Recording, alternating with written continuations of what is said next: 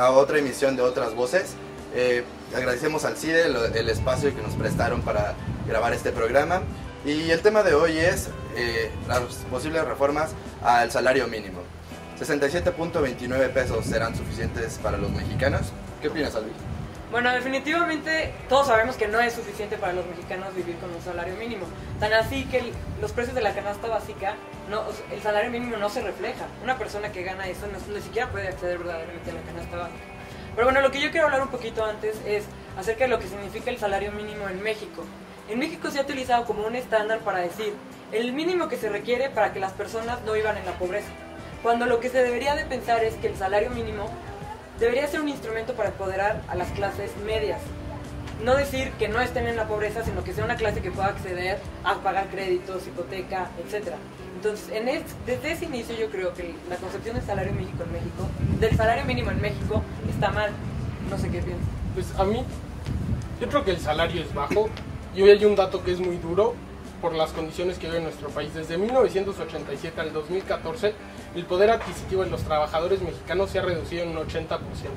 Entonces, cuando salen los empresarios a decir que la productividad tiene que estar ligada al salario, yo digo, claro, tiene que estar ligada. La productividad en los últimos 25 años en México ha crecido, mientras que el salario se ha disminuido a un 80%. Entonces me parece una total incongruencia de las cámaras empresariales. Héctor, ¿tú qué piensas? Sí, estoy de acuerdo en eso que ustedes mencionan. Mencionar que no solamente no solamente para empoderar a la clase media, la clase baja también la tenemos que empoderar, que es la que necesita más empoderamiento. Y estoy de acuerdo contigo, Alonso, este dato que dice que en los últimos 25 años el poder adquisitivo se ha caído en 80%. Y sí, representa muchísima incongruencia de las cámaras empresariales decir que el salario mínimo va acompañado de la productividad, pero la forma en que, por ejemplo, la dirigencia del Partido Acción Nacional propone llevar una consulta popular y que se haga vinculante en el Congreso, no me parece que sea la forma idónea para que subamos el salario mínimo. Quiero dejar bien claro que yo no estoy en contra de que se suba el salario mínimo. Yo me pronuncio en contra de los mecanismos que se están proponiendo ahora. Y sí, los empresarios lógicamente no van a querer compartir esas ganancias con los trabajadores. Entonces, en ese sentido, esa no es la vía. La vía sería una ley, una reforma, algún mecanismo legislativo. El salario mínimo es una ley y una reforma. Planteado por la algún mecanismo legislativo para que la productividad de las empresas y los ingresos que estas generan sean compartidos con los trabajadores, no el mecanismo de preguntarle a las personas si quieren ganar más, lógicamente lo quieren hacer. La consulta popular no garantiza que haya un estudio detrás macroeconómico, ¿no? Que es lo que se requiere, porque esto es algo serio. Por supuesto. Además, no sé, también tenemos la propuesta en el Distrito Federal con Mancera de hacer un aumento paulatino, primero los 82 pesos hasta llegar a los 171 pesos. Sin embargo, creo que aquí sigue siendo por decreto y no se contempla, por ejemplo, las pymes. ¿Qué sería de las pymes que brindan alrededor del 70-75% de los empleos en México? Que además no estarían en las capacidades para poder aumentar los salarios por Pero el punto es reforma. Que, como planteamos la discusión, suena, no queremos que se regule esto así. Pero el punto es que ha estado regulado y por 30 años ha estado regulado de una manera en la que el salario no crece.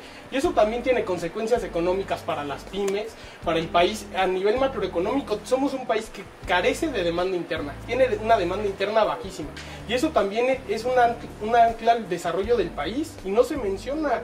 ¿Dónde están los empresarios diciendo queremos que la gente gane mejor para que pueda consumir más? Oiga, pero a ver,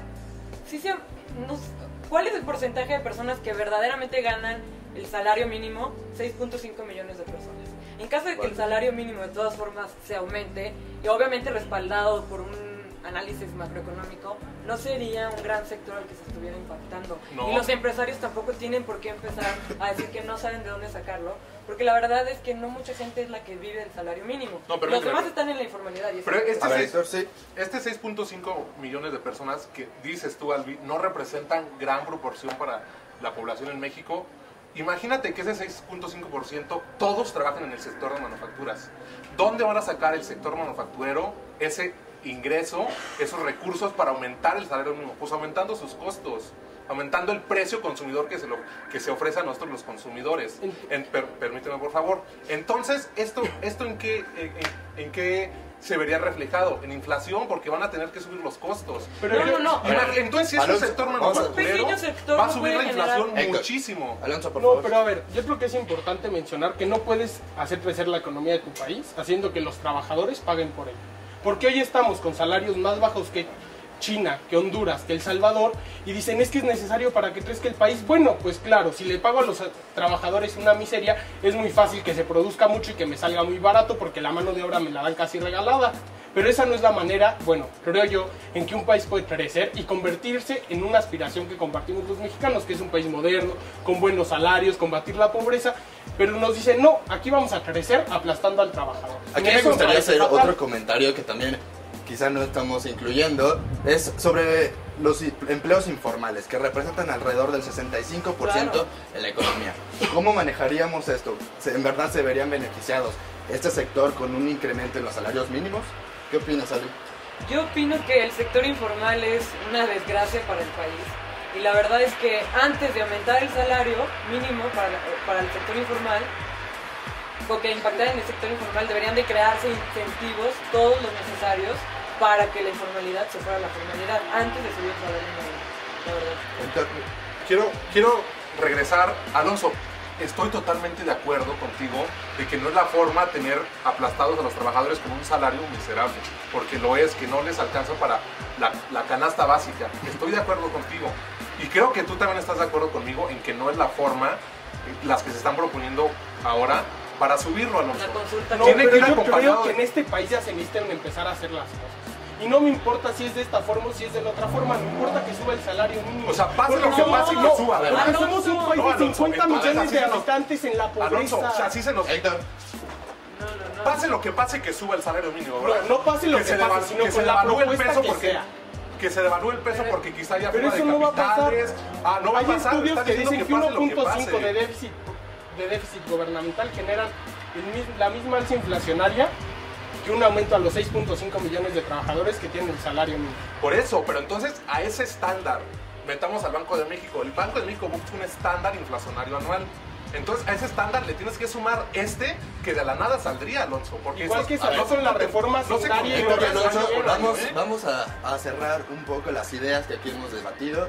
Y bueno, no sé si quisieras empezar, por favor, con tus conclusiones. Primero, los efectos inflacionarios, y sin ser yo doctor en macroeconomía, hay muchos estudios que dicen que el aumento al salario mínimo sería igual al 1.5 de déficit y que tendría una inflación menor a la generada por la reforma hacendaria. Entonces, si la inflación es nuestro problema, ¿por qué sí se vale que el gobierno genere inflación para beneficiar? ¿Sí? ¿Por qué no se vale que cuando se beneficia a los trabajadores se genere una proporción mínima de inflación? Alvin, Mínimo, ¿qué opinas? mínimo, Alvin, por es favor, ¿tú mínimo. qué A ver, opinas? no. Abajo Héctor, de un gracias. Yo estoy de acuerdo con Alonso en que si es un sector el que se basa en el salario mínimo y es pequeño, la inflación por lógica no puede ser un problema. En segundo, dejaría como un tema más al aire que me gustaría que esta iniciativa llevara, es que ¿por qué no el salario puede también establecerse dependiendo de las entidades? Porque queda claro que no es lo mismo que ganemos 100 pesos aquí que 100 pesos en Aguascalientes, de que 100 pesos en el DF, ¿no? Entonces me gustaría que también la iniciativa incluyera algo así, que hubiera una media nacional y que las entidades pudieran establecerlo. Así se ayudaría más, yo creo. Héctor, ¿cuáles son tus conclusiones? Bueno, concluyo en que estoy de acuerdo nuevamente con que el salario mínimo que tenemos en la actualidad es paupérrimo, necesitamos subirlo. No son los medios idóneos, las estrategias, las que se están utilizando en la actualidad para hacerlo. Y dejo otra pregunta al aire. ¿Qué va a pasar con esos sectores como multas, como pensiones y todo eso que está ligado al salario mínimo?